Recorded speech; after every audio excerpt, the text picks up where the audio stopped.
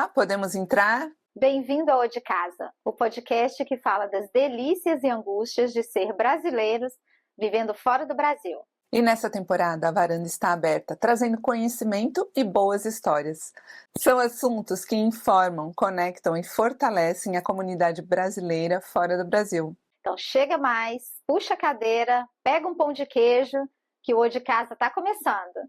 Mas, antes de mais nada, já vai deixando seu joinha aqui, manda um comentário, clica no sininho, se inscreve no canal, compartilha.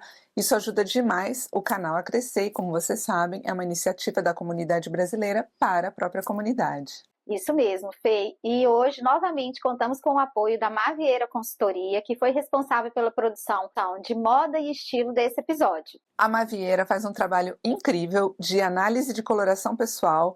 Esse trabalho, essa análise pela qual nós já passamos e ajuda demais a fazer boas escolhas, seja de roupa, maquiagem, acessórios, combinações. Então facilita a vida e valoriza, né, a sua beleza pessoal. E para você, o de Casey, de Michigan, na região de Detroit, o O de Casa tem 20% de desconto na coloração pessoal com a Mavieira Consultoria. Então vai lá no Instagram, @Mavieira Consultoria, agenda lá o seu horário com ela e descubra as cores que valorizam a sua beleza natural. É isso aí. E o que temos hoje na varanda, Clá? Ô Fê, você já pensou o quão importante é você aprender uma outra língua, aprender um outro idioma? Principalmente quando a gente sai do Brasil? Já. E tem uma coisa que poucas pessoas sabem sobre mim, mas eu estudei sânscrito e eu sei ler em sânscrito. E, uau, né? Mas é por conta das práticas que eu faço. Mas o estudo de línguas, principalmente o sânscrito, gente, abre demais a sua cabeça. E não é uma coisa não é uma coisa simples, é uma coisa muito profunda, sabe? Principalmente o sânscrito, porque ele trabalha muito o raciocínio lógico, sabe? E você consegue ter uma mente muito mais objetiva, focada, afiada, assim. Tanto que é uma das matérias em Harvard, né? Não sei se vocês sabiam. Que é para realmente desenvolver esse pensamento lógico. Então, eu posso dizer que estudar uma nova língua tem um poder incrível no seu crescimento pessoal. Pelo menos é a minha opinião. Agora a gente precisa ouvir a opinião da nossa convidada, né? Isso! Então vamos lá. Conta aí, Fê. Eu vou ler as credenciais dela.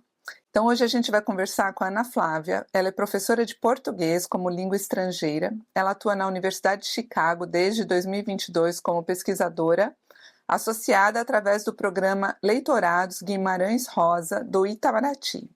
Ela é de Santa Catarina, viveu em Florianópolis por 8 anos e ela atuava no ensino de português para imigrantes, deslocados forçados e no ensino de inglês para adolescentes e jovens adultos na rede pública, estadual e federal. Ana, seja muito bem-vinda ao De Casa. Obrigada, gente. Obrigada, Fernanda. Obrigada, Clarice. É um prazer estar aqui com vocês e falar sobre um dos assuntos que é um dos meus assuntos favoritos, que é o ensino de línguas. E eu concordo com você, Fernanda. Não existe... quer dizer, existem diferentes habilidades que a gente pode aprender, mas eu acho que o ensino, aprender uma língua nova, ela tem características muito específicas e faz com que o nosso cérebro pense de forma diferente, se eu posso dizer assim, né? A gente tem muitas pesquisas na área do ensino de línguas e da aquisição de línguas adicionais, que são as línguas que a gente aprende depois da nossa língua materna, a nossa primeira língua. E eu concordo que é uma das habilidades que faz com que a gente veja o mundo de forma diferente, né? A gente se torna mais acolhedor das diferenças entre pessoas de diferentes origens. A gente se torna mais empático a essas diferenças. E, bom, eu acho que faz com que a gente conheça o mundo por novas perspectivas. E sem dúvida nenhuma, eu não posso, eu sou enviesada, sou biased para falar sobre essa área. é uma das minhas áreas desde criança, assim. Eu me lembro adolescente fingindo que eu falava outras línguas, sabe? Quando você ainda não fala outra língua e Aham. você faz os sons de línguas diferentes, mas sem saber o que você está fazendo. Eu acho que esse sempre foi uma das minhas paixões, assim, desde criança. E, bom, sou muito feliz na profissão e na carreira que eu escolhi. Um, Nossa, e assim, sem querer te cortar, mas eu já tô fala super lá. curiosa. Eu acho que tem um monte de pergunta que a gente já está aqui segurando para fazer, né, Fê? É, eu tô cheia de perguntas. Pois é, Vamos lá. mas antes, a gente começa o episódio de uma forma diferente. A gente quer conhecer o nosso convidado, além das suas credenciais, além de onde você nasceu, que você também vai falar sobre, de onde você Uhum. veio. Mas a gente quer saber um pouquinho de você, um pouco mais profundamente, através da sua playlist. Uhum. Então, Ana, qual a música brasileira que te inspira hoje? Ok, eu escolhi duas músicas para conversar para falar para vocês, porque eu acho que eu Aham. não poderia escolher só uma, assim. É, e eu acho que as duas músicas falam um pouco também de uma certa. Eu tenho muita. Eu gosto de coisas muito diferentes. E diferentes uma das outras, não significa que são diferentes Uhum. né, de música popular, vamos dizer assim, né? Mas eu escolhi Amarelo, Azul e Branco, da Ana Vitória, e Pequenas Alegrias da Vida Adulta, do Emicida. São duas músicas que falam, acho que, de dois aspectos diferentes que eu valorizo muito na minha vida. A primeira, a Amarelo, Azul e Branco da Ana Vitória, fala sobre essa conexão com as suas origens, fala do orgulho da sua história, de ter orgulho do lugar de onde você veio. E eu acho que muitas pessoas imigrantes têm muito desse sentimento de quando você sai do país, você realmente se dá conta da cultura a qual você pertence, do lugar de onde você vem.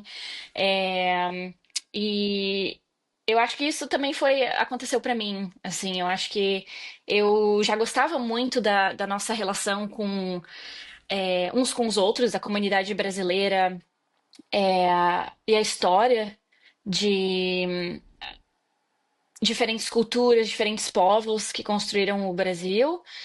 Mas eu acho que quando eu saí do Brasil, eu consegui ver isso de uma forma mais significativa em como isso faz quem eu sou, né? A gente só existe, a nossa identidade só existe em relação à identidade de outras pessoas. Então, eu acho que essas diferenças são o que nos caracterizam. E, enfim, eu acho que essa é uma belíssima música. Eu tive o prazer de conhecer o Tocantins, o lugar de onde vem, na Vitória. E essa música fez muito sentido pra mim quando eu visitei. E as cores, o amarelo, azul e branco que você via, eu ficava assim, uau, realmente o Brasil é um lugar incrível. Essa música, ela me emociona pra caramba, porque sempre que eu tô me apresentando em algum lugar, ou eu faço alguma coisa que tem a ver com a cultura, eu sempre uso Uhum, essa, deixa eu me apresentar, eu acabei de chegar, depois que aham. você, né, como é que é? É, deixa eu me apresentar, que eu acabei de Uhum. chegar, depois que eu me apresentar, alguma coisa assim, você vai lembrar meu Você vai nome. lembrar meu nome. Acho Aham, É linda, linda. né? Aí ela continua, Inspiradora. sim. né? Eu sou de um lugar Eu sou de um onde o lugar. céu molha o chão. Ah, é linda, é linda. Essa música é linda. É, é muito Ela é linda mesmo, emocionante. realmente. É, é poesia, assim, é É. incrível. Acho que é uma das minhas músicas favoritas, sem dúvidas. E a segunda delas, que também é uma das minhas músicas favoritas, é Pequenas Alegrias da Vida Adulta, e eu acho que ela é é, muito fofa. Aí, ao mesmo tempo que ela fala sobre essas coisas, essas pequenas alegrias da vida adulta, acordar, correr, ela fala sobre é, o desconto na farmácia, sobre umas coisas assim que às vezes que a gente passa sem olhar, né? Que a Uhum. gente não dá muito valor ao longo do nosso dia. E eu adoro Emicida, eu acho que ele faz poesia assim em todas as suas músicas. É, Sim, essas são as minhas duas músicas favoritas.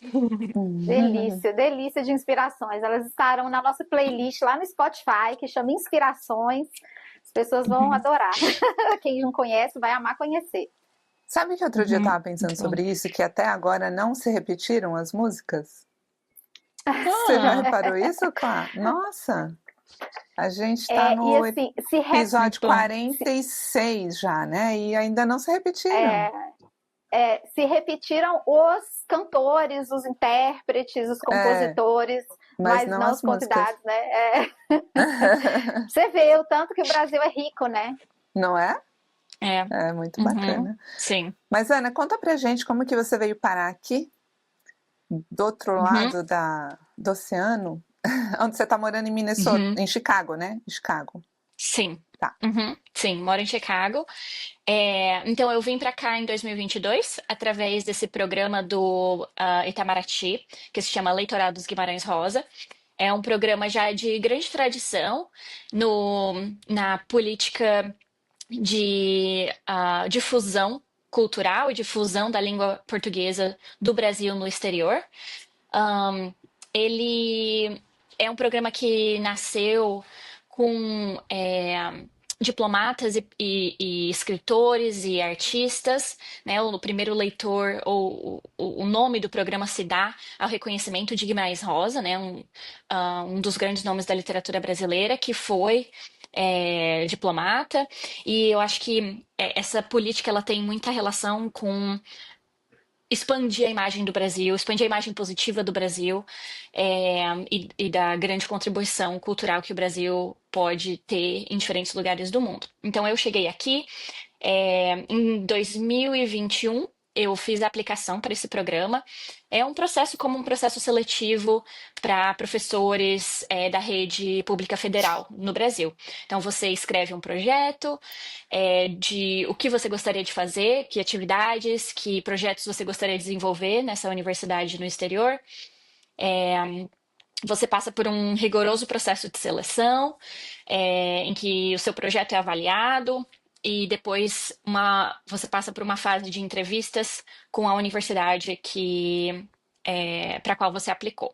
Eu Uhum. apliquei diretamente para a Universidade de Chicago, porque no ano em que eu apliquei, em 2021, essa era a única universidade de língua inglesa que estava com vagas abertas. Esse Uhum. programa acontece em diferentes países do mundo, e naquele edital, naquele ano, só tinha a Universidade de Chicago em países de língua inglesa, e eu falava inglês como minha segunda língua. Eu sou formada em letras em inglês pela Universidade Federal de Santa Catarina, e então era a única opção que tinha naquele momento. Uhum. E era uma vaga que casava muito bem com a minha formação, né? Com o ensino de línguas, com o ensino de português para estrangeiros, o desenvolvimento de material didático, o trabalho com redes sociais. Eu tinha trabalhado trabalhado remotamente durante a pandemia para uma universidade aqui nos Estados Unidos, a Universidade de Indiana, em Bloomington. Então eu tinha muitas das qualificações que a Universidade de Chicago pedia, e deu muito certo de eu ter sido selecionada. Eu recebi a notícia no início de 2022, foi um processo de 9 meses de seleção. Nossa. Nossa. E é, sim, eu fui a segunda colocada, e existem muitas questões burocráticas para até que a pessoa selecionada consiga é, ter todas as coisas resolvidas para que ela venha. Então, a primeira selecionada acabou não dando certo, e aí eu estava no segundo lugar, e depois, então, me chamaram para Uhum. vaga. E é assim que eu tô aqui. Então, eu trabalho nessa parceria entre o Ministério de Relações Exteriores do Brasil, o Itamaraty, e a Universidade de Chicago. Então, há um acordo entre essas duas instituições para que eles me recebam. Então, a Universidade de Chicago me recebe com um seguro-saúde, com um escritório, com todas as coisas materiais e físicas necessárias Uhum. para que eu faça o meu trabalho aqui. E o Itamaraty é quem um, provê, né, o pagamento da nossa.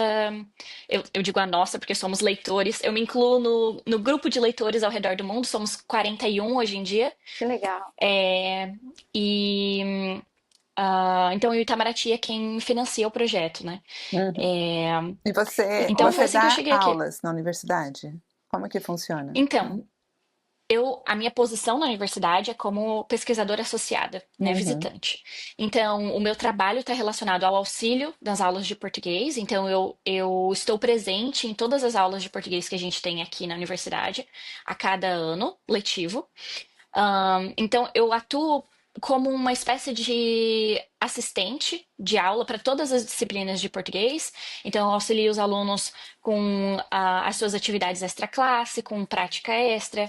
E uma das minhas principais funções é organizar os eventos culturais que a gente oferece para os estudantes aqui na universidade. E faço essa ponte entre a universidade e a comunidade brasileira. Então, como eu trabalho em parceria com o Consulado do Brasil aqui em Chicago, sempre que o consulado tem atividades culturais que podem ser relacionadas à universidade, sempre que a universidade tem atividades relacionadas à comunidade brasileira, a gente faz essa conexão, essa ponte. E a minha atividade principal nesse último ano e agora para esse meu quarto ano de trabalho aqui é na pesquisa em uma análise, a tradução em português é análise de domínio em comunicação global para negócios. Ou Uau! comunicação para negócios globais. Em inglês é Domain Analysis for Global Business Communication. Então, isso significa que os nossos estudantes aqui na Universidade de Chicago, que é conhecida pelos seus cursos de economia e negócios, uma vez que eles se formam nesses cursos, eles entram no mercado de trabalho e eles trabalham com empresas, consultorias, bancos que têm negócios com o Brasil ou com outros países falantes de línguas globais, para além do inglês. Então, nessa pesquisa, o que a gente faz é mapear quais são as funções linguísticas e quais são as línguas que os nossos estudantes mais usam e mais precisam, uma vez que eles entram no mercado de trabalho logo depois de se formar. Então, a gente faz esse mapeamento, a gente entrevista recrutadores, entrevista ex-estudantes que já estão no mercado de trabalho, a gente analisa. Job ads são Os os anúncios de anúncios vaga.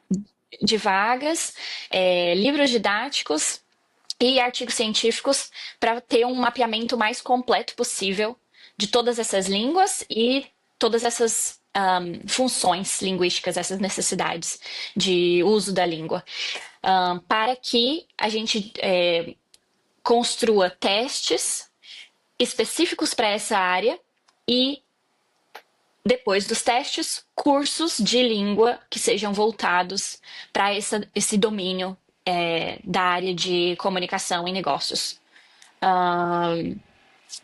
no mundo globalizado. Então, essa é uma das minhas principais atividades nesse momento, assim, né? Cada ano tem uma demanda um pouco diferente e agora no ano passado e esse ano, a pesquisa é uma das minhas principais atividades, assim. E o que que você considera que são os pontos mais relevantes dessa pesquisa? Que você acha que tem a ver com a comunidade? O que que a gente pode tirar dessa pesquisa até agora, né? Porque é um processo que está sempre em andamento, né? E tem sido uma pesquisa que a gente não imaginava que ia durar tanto tempo, mas a gente já queria ter resultados finais dela, mas a gente começou a fazer análise de dados nesse verão, e eu acho que de forma especulativa, assim, essa não é o resultado final, mas alguns dos nossos entrevistados, recrutadores e ex-estudantes, falam sobre essa necessidade ou um foco principal nas habilidades de fala e compreensão. Eu sei que isso parece óbvio para muitas pessoas, mas quando a gente fala em ensino de línguas, a gente fala de 4 habilidades, né? A leitura, a escrita, a fala e a audição. E os cursos gerais de línguas, né, um curso básico de português, inglês, espanhol, francês, ele foca nas 4 habilidades. Porém, o que o que algumas dessas pessoas têm nos dito é que a escrita e a leitura talvez não sejam tão relevantes para o mercado de trabalho quanto a gente gostaria que fosse. Uhum. Isso também tem um reflexo na questão da inteligência artificial, que está muito É. presente. Eu ia Sim. perguntar isso agora, se tem a ver, que você Aham. joga lá a ideia de um texto, ele Que vai te eles- falar em qualquer idioma que você Exatamente. quiser. Exatamente. Você fala o que você Uhum. está pensando e ele vai te dar mastigado, né?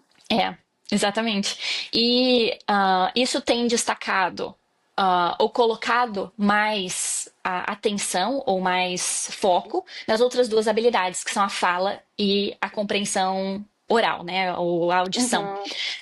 Uhum. E então a gente tem visto que entrar no mercado de trabalho tendo proficiência em uma língua estrangeira é algo, vamos dizer assim, comum. A maioria das pessoas fala uma língua estrangeira. Porém, se você quer avançar na sua carreira, se você quer chegar nos cargos mais altos em uma empresa, em uma empresa multinacional, ou seja, uma empresa que tem contato com outras empresas em outros lugares do mundo, outras línguas, você precisa ter um bom comando, ou um comando avançado dessas línguas estrangeiras na fala e na compreensão auditiva. Então, eu acho que isso tem falado pra gente sobre o tipo de aulas que a gente possivelmente vai desenvolver no futuro. Talvez aulas que não comecem com as 4 habilidades, né? A gente quer que esses alunos, para que a gente desenvolva a habilidade deles para essas áreas específicas no mundo dos negócios, eles precisam chegar em níveis avançados de uso da língua nessas 2 habilidades. E outro fator muito importante, talvez seja um pouco óbvio, mas que a gente consegue falar sobre ele com dados concretos, uma vez que a gente tem os dados coletados, é as conhecidas soft skills ou power skills, acho que é outro nome que eles têm, que a literatura tem usado hoje em dia, que é a importância de você ter conhecimento cultural sobre esses 2 países, sobre esses 2 agentes de negociação, né? Então, elementos muito específicos da cultura de negócios no Brasil, por exemplo, é que o nosso small talk no Brasil fala muito sobre esporte, sobre futebol. Depende muito do lugar de onde vem essa pessoa que vai interagir com o brasileiro, por exemplo. A cultura vamos dizer assim, trabalho no Brasil em bancos ou coisas do tipo é muito diferente da cultura que acontece desse tipo de trabalho aqui nos Estados Unidos, em que, por exemplo, o almoço todos os almoços são um evento social. Você não vai almoçar na sua mesa com a sua comida. No Brasil, você vai se encontrar com todos os seus colegas, nem que seja para comer dentro do seu escritório, mas é um momento de socializar. E sobre o que as pessoas falam nesse momento de socializar. Isso é uma das coisas que a gente tenta mapear, né? E o porquê que isso é importante para que esses estudantes tenham uma entrada ou tenham uma ligação mais concreta com o trabalho que eles fazem, ou que eles vão fazer, uma vez que eles estão no mercado de trabalho, né? Então tem elementos culturais que são muito característicos de cada cultura. Né? E isso é importante que os nossos alunos aprendam, os nossos estudantes aprendam, se eles querem avançar de forma mais rápida na sua carreira e chegar a postos mais avançados na hierarquia de uma empresa, por exemplo, né? Isso, você falando isso aí... pode falar, Fê. Não, eu fiquei com uma dúvida seguinte. As aulas de português da universidade, elas são optativas, elas fazem parte do curso? E quem são essas pessoas que optam pelas aulas de português? Então, os estudantes, dependendo do major e minor que eles decidem fazer, a gente tem estudantes, por exemplo, que fazem um major em economia e um minor em português. Então, aí para esses estudantes, eles precisam completar um número específico de aulas de português na universidade. Tem gente que faz como uma disciplina optativa, né? A gente tem alguns estudantes que são estudantes de herança ou falantes de herança do português, os pais são brasileiros, ou Uhum. eles aprenderam um pouco de português em casa, então eles vêm para a universidade para aprender o português, um português mais formal do que aquele que eles aprenderam no dia a dia com a sua família. Mas a gente tem muitos estudantes latino-americanos que querem trabalhar, né, com essa relação entre empresas na América Latina e por isso já falam espanhol e por isso precisam Uhum. aprender o português. A maioria da nossa população é de estudantes que é falante de espanhol e escolhe o português Proximidade, proximidade, talvez. É. pela proximidade e também pela proximidade não só da língua, mas das nossas culturas e da nossa proximidade geográfica mesmo, né? Então, era Uhum. essa pergunta que eu queria fazer, Uhum, porque você comentou que, bom, o foco não na escrita, mas uhum. ai, me fugiu a palavra. Na O fala foco, e o foco na fala e na audição, uhum. nesse momento, você acha que é o que está tendo mais foco, né? É o que É. necessita ter mais foco, Uhum, devido principalmente aí à questão da IA. E uhum, aí eu fiquei pensando nisso. Uma que eu imagino que seja porque você tendo conhecimento da cultura da pessoa, você vai se desenvolver mais na fala e na audição do que na escrita. Então, isso é um ponto positivo. E você acha que o estudante que é filho de brasileiro, igual você está comentando, mas que vai para uma escola para aprender o português de uma forma mais formal, ele tem maior facilidade do que aquele que não conhece a cultura brasileira, porque de uma certa forma, você pode falar que ele é brasileiro, ele é filho de pais brasileiros. Não necessariamente ele conhece muito da cultura, mas ele tem uma vivência talvez uhum, um pouco maior, né? uhum. Sim, do que Como é que estudantes estrangeiros, sim. é, É. sim, Não, o que eu quero dizer é assim, o quanto que você aprender da cultura facilita você aprender o idioma, sabe? ok. Sim. Interessante. Eu acho que o fato de você, por exemplo, no caso de estudantes de língua de herança, eles eles estarem expostos a, ao português do dia a dia, facilita com que eles aprendam um português mais formal, vamos dizer assim, né? É, eu não sei se eu diria eu não sei se eu diria que a cultura pode vir primeiro do que a língua.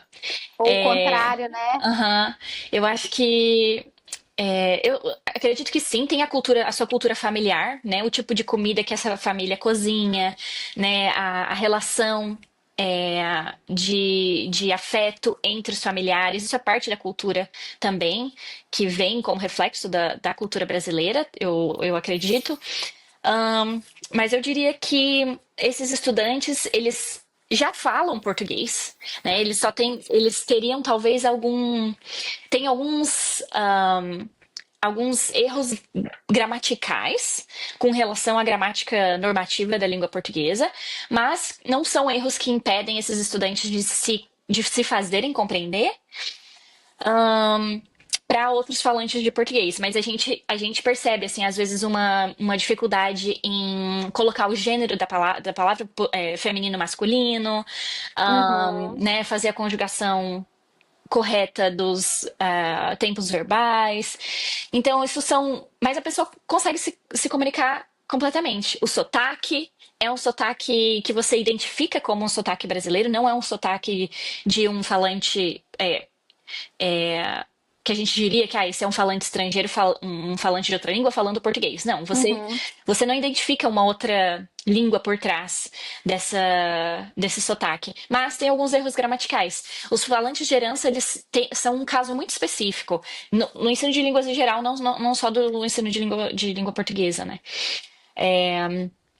E enfim, eu não sei se eu respondi a sua pergunta, mas eu acho que é difícil dizer o que vem primeiro, se é o aprendizado da Aham. cultura ou o aprendizado da língua nesses casos, né? Porque uma coisa que acho que, na verdade, o aprendizado do idioma que acaba te levando para conhecer a cultura, né? Uhum, Porque eu fico geralmente. pensando assim, quando a gente conhece um pouco da cultura, você consegue se expressar, porque às vezes não é o português correto, ou o Uhum, inglês, ou qualquer idioma perfeito que você vai falar que vai fazer você se conectar com as pessoas. Uhum. É o fato de você saber como chegar naquela pessoa. E Sim. acho que isso tem mais a ver com o conhecimento que você se propõe naquela cultura. Porque você conhecendo como é que você faz para interagir com o americano, que é totalmente diferente de interagir com o brasileiro, né? Ou com o latino. Então, isso facilita também, né? Eu acho que é mais ou menos por aí. Sim, eu concordo. E sobre as transformações, né, que a gente começou no episódio falando isso, que as línguas podem trazer transformações na nossa forma de pensar, de ver o mundo, que é literalmente ver o mundo através de outros olhos, né? Você comentou que a maioria dos estudantes, eles são latinos, né? Ou a maioria fala espanhol e está aprendendo português, ou então esses português de herança. Você acha que para esse público existem grandes transformações, como, enfim, existiria para um americano aprender português, por exemplo? Eu acho que sim. Eu acho que, apesar de a gente compartilhar, o Brasil compartilhar muitas coisas em comum com outros países latino-americanos, a gente não pode negar que existem muitas diferenças, né? Aí o fato de a gente falar português é uma grande diferença. E eu acho que uma das coisas mais interessantes, eu acho que é a transformação pela surpresa de que somos diferentes, mas não tão diferentes assim. Eu acho que muitos estudantes falantes de espanhol se surpreendem com o fato de que o português é muito parecido com o espanhol. E a gente tem muito vocabulário que compartilha da mesma origem, né? Viemos todos do latim, inclusive no departamento em que as línguas ficam, né? O departamento de línguas românicas, somos português, espanhol, francês, italiano, são 6, espera. Português, francês, italiano, espanhol. O que eu tô esquecendo? Romeno? Não, a gente tem o catalão e o basco, mas o basco não é considerado uma língua românica. E o crioulo haitiano está no departamento de línguas românicas também, mas também não é considerado uma língua românica por si só. E viemos todos da mesma origem, mas o espanhol e o português têm muitas semelhanças, né? Então, muito do nosso vocabulário é compreensível, né? Então, eu acho que essa transformação de que, ok, no início parece muito diferente, mas uma vez que eles pegam a base das diferenças entre as palavras, eles Aí flui. Aí flui. E eles avançam muito rápido, né? Em comparação a estudantes que não falam espanhol, eu acho que é mais uma transformação sobre conhecer o Brasil em relação aos Estados Unidos, eu diria. Muitos estudantes ficam surpresos também pelas semelhanças em tamanho, em número, em diversidade, né? Eu acho que muitos estudantes ficam surpresos em saber que o Brasil é um país muito diverso. E assim como os Estados Unidos, enorme, com diferentes biomas a serem explorados, diferentes culturas a serem exploradas. Eu acho que essa é uma das coisas mais interessantes, assim, que os alunos conseguem descobrir uma vez que aprendem sobre a língua portuguesa ou sobre a cultura brasileira em geral. Isso é interessante porque a gente tem conversado com alguns estrangeiros e a grande maioria deles fala dessa pluralidade do Brasil que eles não conheciam, não sabiam que existia tanta até conhecer o Brasil efetivamente, né? E outro dia eu estava ouvindo o podcast de vocês, e aí eu vou pegar um gancho para você falar um pouquinho desse projeto. E é muito interessante você ver os estudantes falando português E às vezes a gente tem tanta vergonha, a gente se sente tão, ai, será que vão me entender? Será que eu estou falando certo? Mas é tão bonito você ver outras pessoas, outras culturas aprendendo a sua língua Aham, também, né? Eu sim. achei fantástico. Eu queria que você falasse um pouquinho sobre esse projeto de Uhum, podcast. sim. Então, aqui, esse era um dos meus principais objetivos. Nesse meu tempo de trabalho aqui, era construir um projeto que conectasse a universidade, os estudantes universitários, com falantes,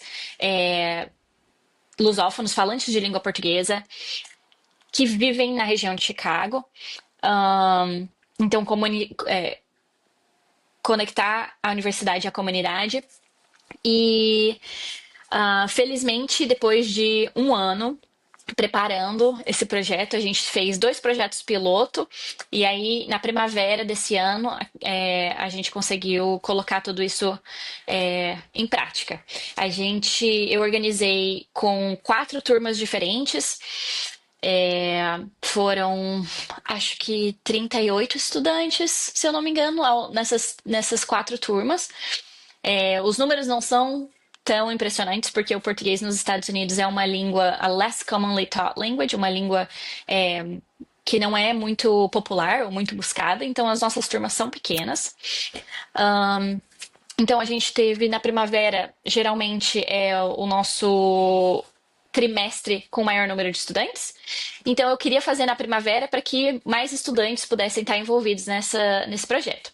Então, como eu acompanho todas as turmas de português na universidade, eu conheço todos esses estudantes, alguns deles que já estavam com a gente por um ano, e eu mapeei mais ou menos os interesses desses estudantes, os seus majors, seus minors, as coisas que eles gostam, que eles têm paixão ou gostariam de se envolver. E eu fiz uma lista de brasileiros que viviam próximos da universidade ou em outros lugares da cidade de Chicago. Conversei com alguns deles, mandei mensagens e a gente conversou sobre a possibilidade de eles virem à universidade para a gente fazer essa gravação, porque a universidade tem um estúdio de gravação de podcasts disponível para os funcionários da universidade, para os estudantes da universidade. Ele é um estúdio profissional. Então, a gente tem todo o aparato técnico, a gente tem técnicos que nos ajudam na gravação. E eu queria que fosse um projeto o mais próximo possível da vida real, né? De uma experiência profissional, uma experiência de alta qualidade que os nossos estudantes pudessem ter acesso e que os brasileiros pudessem ter acesso e a gente pudesse transformar isso em conteúdo para que não só os nossos estudantes praticassem a língua portuguesa, mas que eles praticassem aquilo que eles aprenderam nas aulas de português em uma atividade significativa que conectasse eles a outras pessoas, outros falantes de língua portuguesa. Então, eu organizei todos os estudantes em grupos. A gente fez 2 encontros de preparação para a gravação antes da gravação oficial, em que eu e cada um desses grupos individualmente preparava as questões específicas do gênero podcast, o que acontece em diferentes tipos de podcast, como que as pessoas se comunicam. E, nesses podcasts, essa é a parte de preparação mais teórica, vamos dizer assim, mais sobre a comunicação que acontece em um podcast especificamente. E no segundo encontro, então, eu dava para esse grupo algumas opções de pessoas que eu achava que eles teriam interesse de conversar ou que tinham interesses parecidos. E eles escolhiam uma entre essas 3 pessoas, a gente pesquisava sobre essa pessoa no grupo, né? Os estudantes criavam suas perguntas, a gente trabalhava juntos num roteiro para essa conversa. E o nosso terceiro encontro, então, foi já no estúdio, em que a gente tinha, no nosso podcast, até porque era uma atividade pedagógica, além de ser um projeto extracurricular, era um projeto para as disciplinas, então os estudantes foram avaliados como uma atividade final do curso deles, e uma avaliação final do curso deles. todo o projeto, não só o momento da gravação, né? O momento de preparação, contou também para a nota final deles, e a participação na gravação oficial. E a gente precisava que esse momento de interação fosse ali em mais ou menos, durasse mais ou menos 20 minutos, e eu queria que ele fosse o mais natural possível, e aí a gente chegou conversando com os técnicos da universidade e os outros professores do programa, que esses 20 minutos deveriam ser gravados sem parar, e a gente queria fazer o mínimo de edição possível, porque eu não sou uma especialista em edição de áudio, e a gente não tinha. Os técnicos eram técnicos da universidade, mas não para edição de um episódio, né? Uhum. Então a gente queria que essa entrevista, essa conversa, imitasse da forma mais autêntica possível uma conversa na vida real. Real. Então, a gente conversou sobre erros, a gente conversou sobre pausas estranhas, aqueles awkward silences que acontecem e ninguém sabe quem vai falar depois. E a gente queria que tudo isso tivesse no episódio, porque é assim que eles vão encontrar uma conversa em português num dia que eles forem viajar para o Brasil ou viajar para outro país falante de português. Que fosse o mais autêntica possível, mas que eles estivessem preparados para essa interação autêntica. Então, eu tenho realmente muito orgulho desse projeto, porque eu acho que ele une o ensino em sala de aula com uma atividade baseada numa comunicação significativa e que tem sentido para os estudantes. Não é simplesmente uma atividade para a sala de aula, não é simplesmente um podcast que só o professor da disciplina vai ouvir. Ele está disponível para o mundo ouvir, né? Então tem um elemento de pressão para que eles façam um bom trabalho, mas a gente tentou diminuir essa pressão fazendo com que eles se preparassem bem antes dessa entrevista, né? Então, a gente teve no total 12 entrevistas com 12 pessoas, 12 membros da comunidade falante de português de Chicago. E os nossos grupos de estudantes, às vezes 3, às vezes 2 estudantes em cada uma dessas entrevistas, eles fizeram a apresentação deles, né? Eu sempre estava junto no momento da gravação, mas eu não interagia em momento nenhum. Se eu não me engano, tem 1 ou 2 gravações em que eles me perguntam alguma coisa durante a gravação, só que a minha voz não aparece porque eu tô longe dos microfones, né? Então, tem um momento de silêncio, assim, mas é porque eles queriam tirar dúvidas sobre como que se chama isso. E era uma pergunta que eu não consegui responder na hora, eu não lembrei de um doce brasileiro que é comum na festa junina, não é a cocada, não era o pé de moleque. E eu disse, meu Deus, eu não lembro qual é o nome desse. E os meninos, não era paçoca, era de coco. E os meninos queriam muito saber o nome desse doce. E eu disse, gente, eu não lembro. Continuem o podcast de vocês, porque eu não lembro qual é o nome desse doce. E, enfim. Enfim, é a gravação deles, é o momento deles. E aí, o tanto de edição que a gente fez depois foi colocar as musiquinhas, né, de introdução e final, dar os créditos no final, e uma pequena introdução em inglês ao episódio para dizer quem são os estudantes que estão entrevistando, quem é o nosso convidado e quais os temas principais. Isso foi pensado porque para que outros estudantes de português ouvindo esses podcasts pudessem ter uma ideia de qual é o tema que eles vão ouvir.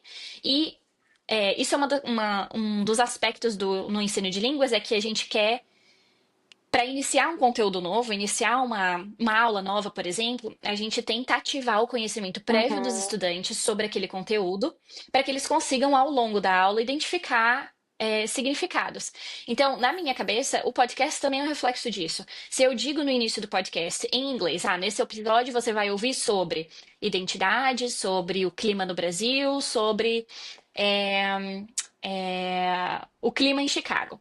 Eu falo isso em inglês, então um estudante iniciante de português, ele pode, ao longo desse episódio, que é totalmente em português, identificar palavras relacionadas a esses 3 temas e aí ter porque ele já ativou o conhecimento prévio sobre aquele Uhum. conteúdo, ele consegue mais facilmente identificar aquele conteúdo, do que se simplesmente o episódio começasse completamente em português, sem eles terem uma ideia, sem os É, ouvintes terem uma É. ideia do que os estudantes É até vão igual estar porque assistir falando um ali, né? filme, você tem né? que. É, isso. Você tem que ter uma sinopse, senão você força Uhum, além, né? E o É, problema é que você fica tentando uhum, conectar e às vezes é um falso cognato e você acha que está indo para um lado e está entendendo completamente uhum, diferente, faz todo sentido, verdade. é, é. E às vezes o início da conversa não diz muito Aham, sobre o que aquela sim. sim. conversa vai ser, né? Ajuda. Então, o máximo de edição que os episódios têm é uma pequena introdução em inglês, os créditos e as músicas, mas a parte maior dos episódios, os 20 minutos de entrevistas dos estudantes, ela é totalmente Uhum. não editada, assim, a não ser que tinha assim uma É, tosse que a gente precisou cortar porque deu um barulho muito alto, mas senão é aquilo ali, é a É real. interação tipo, quem sabe real, faz ao vivo, natural dos né? nossos estudantes com os outros falantes. Sim, ou quem tá aprendendo É, também, né? Quem isso tá É. aí. aprendendo faz ao vivo. Mas eu fiquei com uma Sim. curiosidade. Eu acho que com certeza você já ouviu falar isso e talvez tenha uma explicação para isso, mas por algum mistério, para nós falantes de português, mesmo que a gente não fale espanhol, a gente consegue entender muita coisa do que é falado, né? E o contrário nem sempre Uhum, acontece, né? Quem uhum, fala espanhol não consegue entender muito do português. Eu estava na casa de uma uhum, amiga no final de semana, e aí acho que estávamos em 4 brasileiras e a gente estava conversando e chegou uma moça da Venezuela. E aí ela falou assim: não, não, pode continuar falando em português. E tudo bem, né? E a gente continuou falando no mesmo uhum, ritmo que estava. E ela realmente não estava entendendo nada, porque assim, os comentários que ela soltava uhum, não estavam conectados, né? E aí eu fiquei uhum, pensando assim, será que isso faz com que, porque na classe você falou que tem muito mais falantes de espanhol que buscam aprender o português, talvez para uhum, vencer essa barreira, eu não sei, se o mesmo aconteceria ao uhum, contrário, sabe, assim, de falantes de português na busca do espanhol, você consegue fazer essa relação? uhum. Sim, sim, sem dúvidas. Eu acho que os mesmos desafios que os falantes de espanhol têm, a gente tem quando a gente quer aprender espanhol. Os mesmos cognatos, os mesmos false friends em inglês, que são Amigos falsos, né, eu assim. esqueci o nome. É, os falsos Amigos falsos em cognatos, falsos português também? cognatos. É, Falsos cognatos, é verdade. Ahn, a gente também tem essas mesmas dificuldades, eu diria, no nosso aprendizado de espanhol, até que a gente quebra uhum, a barreira e consegue seguir, assim. Eu acho que também tem muito do aspecto da fala natural, né? Nesse exemplo que você deu, em que você e suas amigas, né, estavam conversando em português, a gente não se uhum, policia para se fazer compreender ou para falar de forma mais explícita possível.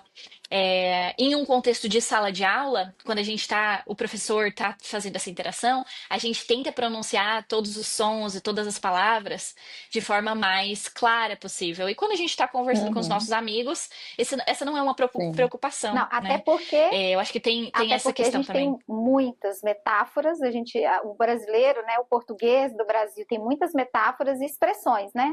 Os nossos ditos populares. Então, Uhum, o tempo uhum. todo a gente está falando Sim, figurativamente e às vezes a pessoa não vai entender, né? é.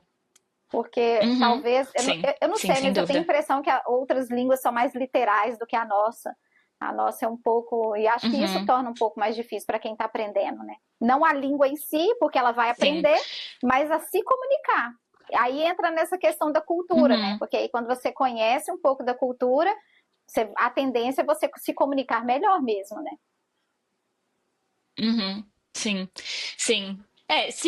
Eu diria que eu acho que todas as línguas têm muitos ditados e muitas expressões. Eu acho que eu particularmente não sei se existe um estudo sobre a quantidade de metáforas ou a quantidade de expressões que a gente usa, mas eu diria que talvez a gente ache que o português tem mais do que outras línguas porque é a nossa língua materna. É a que a gente mais A conhece. gente usa. Uhum, E também porque a gente usa mais. Mas é porque eu acho que o brasileiro usa mais. Talvez nas outras culturas as pessoas não se expressam tanto através. Uma vez ou outra pode falar. Mas eu acho que a gente, não sei. Talvez pelo podcast a gente conversa com muita gente. Quando a gente está conversando com estrangeiro, é que eu e a Fê, a gente percebe o tanto que a gente fala frase que a gente... Será que a pessoa está entendendo o que a gente quer dizer? Eu teria que fazer um estudo em relação a isso, mas, por exemplo, eu sempre tive a impressão de que o português ele tinha muito mais ferramentas para se falar sobre sentimentos e emoções do que o inglês, e recursos, né? E toda vez que eu falava isso, alguém falava assim, mas é porque inglês não é sua língua materna, talvez você não tenha um bom vocabulário, e eu falei, pode ser, realmente pode ser isso mesmo, né? E quando a gente conversou com uma americana que é intérprete e fala 5 línguas, e ela fala português, ela falou que isso é uma realidade, que ela até deu um exemplo de uma caixa de cor. Ela falou assim, como se o inglês tivesse 5 cores e o português tivesse 40, para falar sobre emoções e sentimentos, sobre abstrações. E então, assim, aí eu falei, então não foi uma impressão. De verdade isso acontece, né? Então, mas é bom, assim, a gente... E ela falou assim, mas, por exemplo, para escrever um contrato, eu escreveria em inglês, porque ele é muito mais objetivo. É um ótimo... Uma ótima representação da caixa de cores. Gostei muito desse exemplo. Sim. E aí também falando sobre... essa coisa da expressão, não são só as expressões, né? Aí eu não sei se tem a ver com o português, eu acho que tem a ver com a cultura brasileira e não com o português específico, assim, né? Da gente sempre fazer uma leitura do todo, né? Então você ouve uma frase, mas você não responde exatamente só o que a frase perguntou. Na hora de você responder, você vai responder o que ela perguntou, mas levando em consideração como a pessoa está, né? Como fala, as dicas corporais, o ambiente, de onde ela está vindo, não sei o que, e aí a gente vai dar uma resposta mais completa, né? E no inglês é muito objetivo, né? Então, aí ela até fez uma brincadeira, ela falou assim, que depois que ela aprendeu, ela morou no Brasil, né? Aprendeu português e tal, e depois quando ela voltou para os Estados Unidos, ela ficou com preguiça de falar com os amigos dela, porque ela tinha que ficar dando prompts para os amigos, né? Sim. Então, assim, acho que tem mais a ver com a cultura em si, né? Sim, concordo. Interessante, né? Eu fiquei curiosa, foi para saber, assim, a gente tem muita dificuldade, às vezes, em aprender outro idioma, principalmente o inglês, a gente... Pela fonética, a gente trava um pouco a língua, né? Outro dia a gente conversou com um estrangeiro que ele falou, eu não gosto quando o brasileiro fala o meu nome, porque soa um palavrão. Então, né, depende. Que tipo de desafio que você enfrenta, ou você como professora, ou que você vê que os alunos enfrentam no aprender a língua portuguesa? Interessante. Eu acho que tem diferentes desafios em diferentes áreas da aprendizagem de língua portuguesa. Eu diria que na pronúncia a gente tem alguns sons em palavras que são difíceis para falantes de outras línguas e depende da língua que essa pessoa fala, como a sua língua materna ou as outras línguas que essa pessoa fala, né?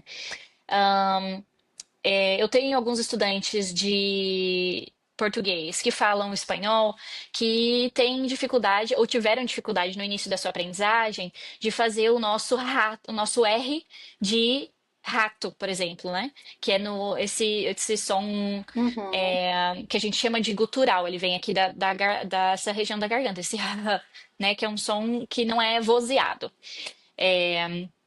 E porque no espanhol tem muitos R's com a língua, feitos, né? R. Então é um pouco de adaptação mesmo, então demora um pouquinho, um tempo para os estudantes conseguirem produzir naturalmente esse som. E os nossos sons de inha, ilha, são sons também que não são comuns no inglês, não são tão comuns no espanhol. O espanhol tem a N, né, que é o nosso som de inha, mas não de lha, que é o LH no português. O O B B e e o o V V. também, né? Para quem fala Sim, espanhol, o sem B e o dúvidas. V. Mas são desafios de cunho da pronúncia, né? Da língua portuguesa. E com Uhum. relação à gramática, eu diria que o fato de a gente ter a conjugação de verbos para todas as pessoas em diferentes tempos verbais. Essa é, sem dúvida, uma das maiores dificuldades, principalmente para falantes de É, inglês, que tem que aprender. Falantes de É. espanhol não tanto, né? É comum, no espanhol também é, acontece. Mas falantes Uhum. de inglês ou de línguas de maior distância, a gente tem algumas categorias em que a gente tem línguas de curta distância, línguas de média distância, línguas de longa distância, né, do quão semelhante elas são nas suas características gramaticais. Então, pessoas que têm que vêm de línguas de média e longa distância têm maior dificuldade com essa característica do português também, né? E Que vamos combinar que dá trabalho, né?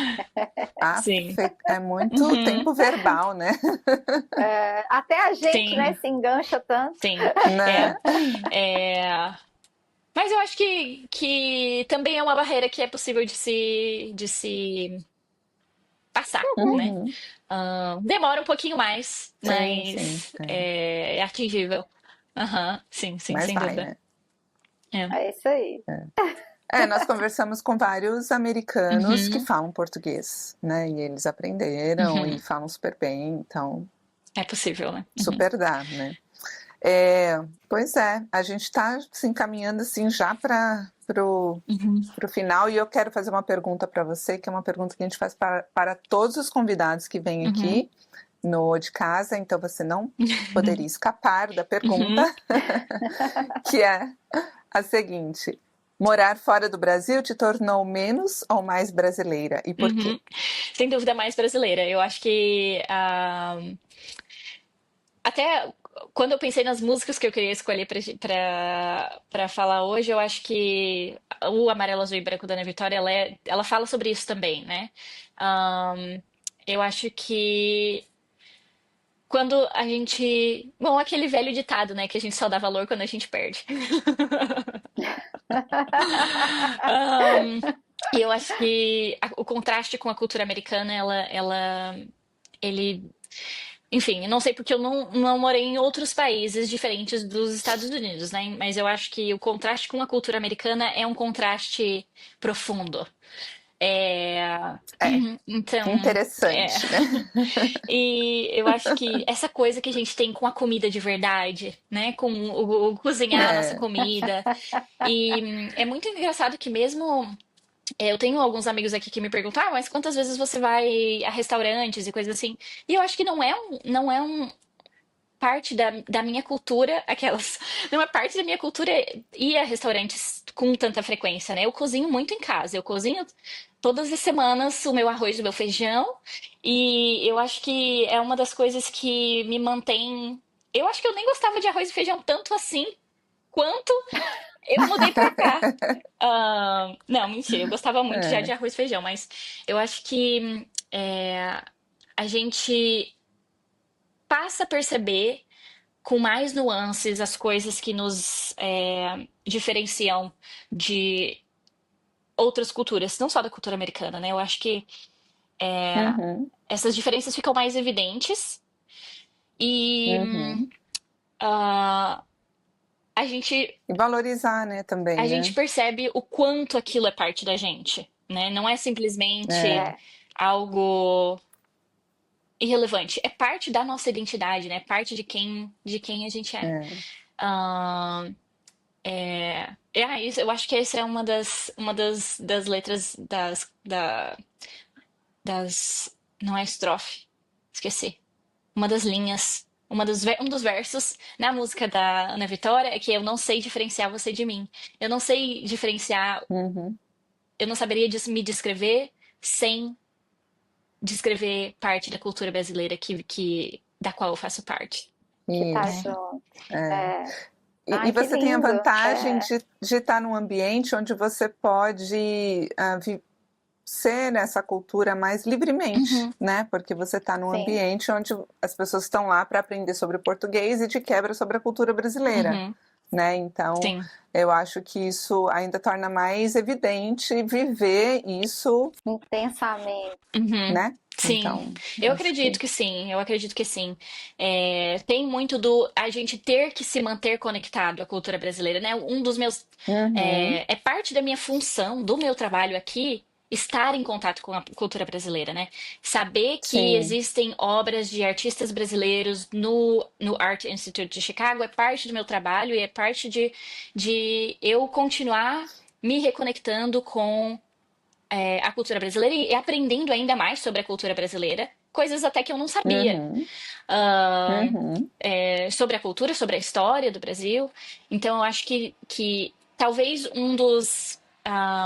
uma das questões para pessoas que trabalham fora e que trabalham nessa área em que há necessidade de interculturalidade, de desenvolver esse lugar de conexão entre culturas, é não perder isso, né? Eu acho que também faz com que seja muito importante a gente sempre retornar para o Brasil, porque depois de 20 anos nos Estados Unidos, você tem ainda a sua cultura brasileira, mas ela é diferente do É, que se você ainda estivesse vivendo lá, ela, né?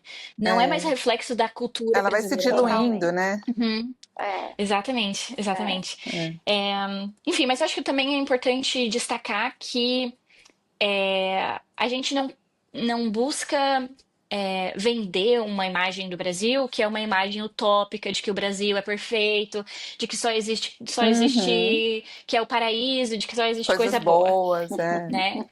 Faz Uhum. parte desse trabalho também ser realista e falar sobre os desafios que o Brasil enfrentou na sua história e dos dos problemas que a população brasileira enfrenta é, e ser otimista, mas também realista, né?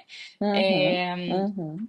e eu acho que essa é uma parte importante do trabalho, né? Não ser simplesmente tudo é flores e carnaval. É, Tem um aspecto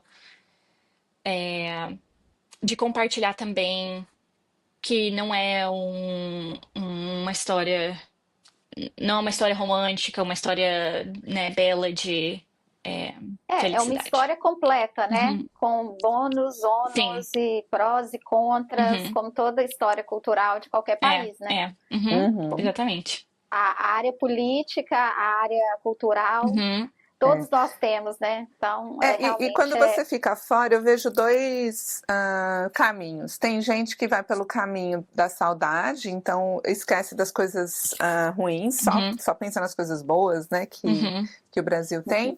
E tem gente que vai pelo caminho e fala assim: ah, não, viver no Brasil não dá, aí não, é muito, muito violento, muito não sei o quê, né? Uhum. Assim, ou vai para um extremo ou vai para o outro. É difícil de se é, manter ali no meio, né? Uhum. É, não, concordo. não dá para Mas é não dá importante. para perder a conexão. Se a gente perde a conexão, a gente perde um pouquinho da gente, Uhum. né? Então, Uhum. tem que continuar mantendo. Concordo. Ai, que papo gostoso. Podia continuar aqui, ó, por bem mais tempo. Sim. Perguntas é o que não falta, mas a gente pode deixar para um outro episódio. Uhum. Sim. Ô, É isso Ana, aí. antes de encerrar, indo já para o final, eu queria pegar um gancho aí de como é ser imigrante, né? Como que essa vinda para outras terras, o que que pensando nesse lado, né? Você saiu, você veio buscar. Uhum. O que que a Ana lá de trás poderia falar para a Ana hoje, como imigrante? Que conselho você se daria antes de ter saído do Brasil? Uau. Ahn, nossa, eu acho que é um pouco clichê, assim, mas eu acho que é preparar o psicológico e o emocional para saber que vai ser difícil, mas que é recompensador. Eu acho que a gente é, subestima e talvez muitas vezes glorifica essa mudança, né? De que eu vou viver em outro país como algo muito Uhum. glamouroso e algo muito incrível. E é incrível, mas é incrível justamente por ser complexo e não glamouroso. Eu acho que Uhum, tem momentos de extrema felicidade, de satisfação, mas eu acho que é mais por concluir um objetivo ou por conseguir ultrapassar um desafio, porque são Uhum. muitos, né? uhum, Eu acho que eu diria isso. Eu acho que vá, mas vá consciente de que vai ser difícil e vai ser bonito. uhum. Uhum. Que legal. Isso aí. Sim. Você falou Dica válida para todo mundo. do glamour, eu lembro, tem vários vídeos no Reels, no Instagram, Uhum. do povo mostrando, olha, o glamour de morar fora, né? E o pessoal Uhum. trabalhando pra caramba. Sim, sim, é, É, bem por aí, né? é, sim. Ana, obrigada pela sua participação, por compartilhar com a gente, né, um pouquinho do seu trabalho. E também, assim, trazer para a comunidade, né, que isso está acontecendo, que existem pessoas fazendo, tendo esse olhar, né, de comunicar, de expandir a cultura e a língua portuguesa. Uhum. Então, muito obrigada, assim, Imagina. pela sua participação. Muito Foi ótimo. obrigada a vocês. É um prazer, é uma honra enorme conversar com vocês e poder contar um pouquinho sobre essa jornada, esse trabalho que é a minha paixão. Então, estou muito feliz de poder conversar com vocês sobre esse assunto e parabenizá-las pelo excelente trabalho. Eu acho que esse realmente é um tipo de projeto que ajuda a gente a se manter conectado com esse lugar de onde a gente vem e que é parte da gente. Então, ajuda a gente a se conectar com nós mesmos, eu diria. Parabéns pelo trabalho incrível que o projeto do podcast do De Casa faz. Um prazer. Obrigada, obrigada, Obrigada. obrigada de novo. Obrigada pelo seu tempo. E é isso. Vai daí, Fê. Então, eu vou deixar os recadinhos de sempre, gente. Lembrando, curtir, compartilhar, se inscrever no canal, recomendar. E também a Clá tem a palavra, né? Sim. Ah, sim. Sigam a gente nas redes sociais, Instagram, Facebook, TikTok. Siga também a nossa convidada, a gente vai deixar o link dela aqui nos comentários. E para você, para a gente ter certeza que você chegou até o fim desse episódio, escreve aqui para a gente, #falar português. Aí a gente vai saber que você assistiu até o fim. Então, o De Casa vai ficando por aqui. Tchau, pessoal. Tchau. Oi de casa! Oi de casa.